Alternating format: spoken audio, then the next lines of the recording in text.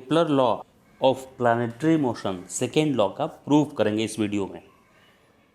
इसका प्रूफ करने के लिए हम लोग को ज़रूरत पड़ेगा कुछ टर्म के लिए, जैसे टॉर्क का ज़रूरत पड़ेगा। टॉर्क आप लोग जानते होंगे शायद, क्या होता है torque? Force into axis of rotation से वो line of application of force का डिस्टेंस, उसको क्या, उसके प्रोडक्ट को बोलते हैं टॉर्क, राइट।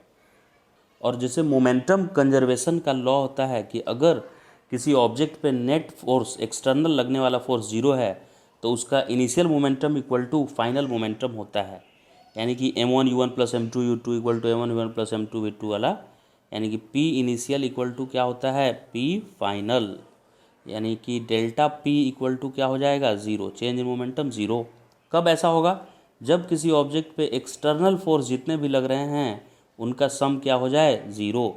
वैसे ही जब किसी ऑब्जेक्ट पे टॉर्क नहीं लगे, एक्सटर्नल टॉर्क क्या हो जाए, ज़ीरो। किसी ऑब्जेक्ट पे जब एक्सटर्नल टॉर्क लगेगा ही नहीं तो उसका एंगुलर मोमेंटम कंजर्व रहेगा।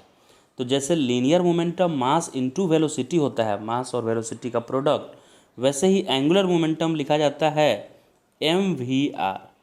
mvr यानी कि mv हो गया लीनियर मोमेंटम और उसमें r मल्टीप्लाई कर देना है, सेंटर ऑफ रोटेशन से दूरी है उस मास की, जो मास v वेलोसिटी से मूव कर रहा है। तो लीनियर मोमेंटम होता है mv और एंगुलर मोमेंटम होता है mvr। केपलर सेकेंड लॉ क्या बोलता है कि rate of area sweeping out is constant. मतलब अगर आप प्लैनेट को, सन, यहाँ पे सन देखिए ये है, दो फोकस में से एक फोकस के पास इलिप्टिकल पाथ का, उसको अगर यहाँ पे आप टाइम दिए कुछ चलने के लिए, जब वो अर्थ से बहुत ज़्यादा दूरी पे है तब उसको आपने डेल्टा टी टाइम दिया चलने के लिए। तो इस टाइम इंटरवल में ये कुछ डिस्टेंस चलेगा और वो डिस्टेंस क्या, वी डेल्टा टी होगा, क्योंकि वी स्पीड से चल रहा है। यहाँ की स्पीड वी माना है मैंने, यहाँ का स्पीड, और वो वी स्पीड से चल रहा है तो डेल्टा टी टाइम में वी डेल्टा टी चल लेगा डिस्टेंस, ठीक है। तो वी डेल्टा टी डिस्टेंस चला और इसका एरिया निकालना है हम लोग को, एरिया। तो ट्रायंगल लगभग ये एक ट्रायंगल जैसा बनेगा, क्योंकि ये आर्क जो बनेगा वो लगभग स्ट्रेट जैसा बनेगा। इतना ज़्यादा डिस्टेंस है कि डेल्टा टी टाइम में इसको हम मान सकते हैं एक ट्रायंगल जैसा, अप्रोक्सीमेशन के साथ। तो उस ट्रायंगल का क्या एरिया होगा, हाफ इंटू बेस, मतलब इस जगह डिस्टेंस इसका। अब इस जगह डिस्टेंस को इसने p, प्लैनेट के लिए p लिखा हुआ है, तो इस डिस्टेंस को मैं r1 ले लेता हूँ, r1। तो हाफ इंटू बेस हो गया r1, और हाइट के जगह पर ये डिस्टेंस ट्रेवल्ड जो कि वी डेल्टा टी आया था, वी डेल्टा टी, क्या यही एरिया आया यहाँ का, ये डेल्टा टी टाइम में क्या इतना एरिया कवर किया ये, राइट। अब ये डेल्टा टी को इधर लाकर डिवाइड कर दीजिए आप इधर, तो delta a by delta T होगा, उधर डिवाइड करेंगे ले जाकर। तो फिर क्या करना है, मास से मल्टीप्लाई कर देना है, ठीक है। तो ये डेल्टा टी इधर जब मैंने लाया तो delta a by delta t हुआ और इधर half into r into v आया। तो मास से मल्टीप्लाई और डिवाइड कर दीजिए, मास ऊपर भी लिख दिया नीचे भी। तो ऊपर नीचे मास लिखने से देखिए ऊपर एम वी आर आ गया, आर वी और एम आ गया, और नीचे वाले मास को रहने देंगे। प्लैनेट का मास थोड़ा ही चेंज होगा जब रिवॉल्व करेगा सन के अराउंड, तो मास तो कांस्टेंट है। यानी कि delta a by delta T आया, एम वी आर आ गया, और एम वी आर क्या होता है, कांस्टेंट, एम इंटू ये वी और ये आर। ये डेल्टा टी किधर गया सर, इधर आ गया। तो delta a by delta T को ही बोला जाता है एरियल वेलोसिटी या rate at which area is sweeping out. तो जिस रेट से वो एरिया बना रहा है प्लैनेट सन के साथ, वो रेट क्या आ रहा है, एक कांस्टेंट आ रहा है, यानी इक्वल टाइम में इक्वल एरिया फॉर्म करेगा, राइट। तो आर वी आया था और एक एम, और ये कांस्टेंट क्यों रहा एम वी आर, क्योंकि टॉर्क जो लग रहा था वो ज़ीरो लग रहा था, क्योंकि यहाँ देखिए सन इसको फोर्स किधर लगाए हुए है, ऐसे अपने सेंटर की तरफ। टॉर्क जीरो क्यों आया, क्योंकि देखिए ग्रेविटेशनल फोर्स इधर को लग रहा है ना, इधर सन अर्थ को ऐसे अट्रैक्ट कर रहा है अपनी तरफ, राइट, इस तरफ। तो ये टॉर्क कैसे प्रोड्यूस करेगा, ये तो एक्सिस, फिक्स एक्सिस यही है। तो फिक्स एक्सिस टॉर्क का फॉर्मूला क्या होता है, फोर्स।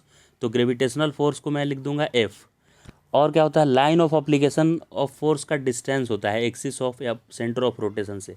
तो line of application of force खुद सेंटर से ही पास हो गया, फोर्स जिधर लग रहा है उसको एक्सटेंड जब मैंने किया तो वो खुद सेंटर से ही पास हो गया। तो ये लाइन टॉर्क ला ही नहीं पाएगा, सेंटर से पास कर गया line of application of force, तो सेंटर से उसका मिनिमम डिस्टेंस क्या हुआ, 0। तो ये 0 हो गया, तो टॉर्क का ही वैल्यू 0 हो गया। और जब एक्सटर्नल कोई टॉर्क ही नहीं रहा इस बॉडी पे, जो प्लैनेट रिवॉल्व कर रहा है उस पर एक्सटर्नल टॉर्क ही नहीं रहा, तो उसका एंगुलर मोमेंटम कंजर्व ही रहेगा, यानी उसका MVR कांस्टेंट रहेगा हमेशा, MVR। क्योंकि ये delta A change in area upon change in time, ये किसके इक्वल आया था, हाफ इंटू MVR आया था, और नीचे 2m भी डिवाइड किए थे, ऊपर नीचे डिवाइड किए थे, तभी तो नीचे m आया था। तो ये तो ऑलरेडी बेचारा कांस्टेंट है, और MVR बोल रहा है मैं भी कांस्टेंट रहूँगा, तो क्या delta a by delta T constant होगा, यानी rate of change of area constant होगा।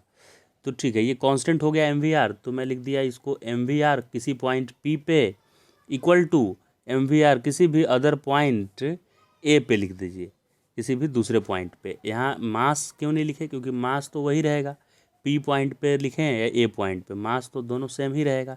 तो इस मास से मास को कैंसिल कर देंगे, तो RP VP equal to RA VA हो जाएगा। तो फिर इसको ये इन्वर्सली प्रोपोर्शनल हुआ, क्या मास तो कैंसिल हो गया, तो RP अगर इधर रखें हम, या VP को यहाँ रहने दें, तो और VA को डिवाइड करें, तो इधर RA रहेगा, तो RP इधर जाके डिवाइड हो जाएगा, यानी VP by VA equal to क्या आएगा, RA बाई RP। यानी R मतलब डिस्टेंस, सन और प्लैनेट के बीच का डिस्टेंस, जहाँ पे ज़्यादा होगा वहाँ की स्पीड कम होगी, क्योंकि ये इन्वर्सली प्रोपोर्शनल आया है, speed of planet in during revolution around the sun and distance of that planet from the sun. Okay, यानी जब इस सन से ज़्यादा दूरी पे रहेगा ना अर्थ, तो कैसे मूव करेगा, ज़्यादा दूरी पे रहेगा तो धीरे धीरे मूव करेगा, स्लो कछुआ जैसा धीरे धीरे मूव करेगा, और पास रहेगा यहाँ सन के पास तो फास्ट मूव कर जाएगा, ऐसे फास्ट, राइट। तो इसीलिए पूरे ईयर में देखते होंगे कि पूरे ईयर में जब सन के पास रहता है अर्थ पास, तो उस समय इसकी स्पीड बढ़ जाती है, पहले से ज़्यादा फास्ट ये मूव करता है, राइट। पूरे 365 डेज तक इसकी स्पीड सेम नहीं रहती है, जब सन से ज़्यादा दूरी पे होता है तब धीरे धीरे चलता है, स्लो चलता है।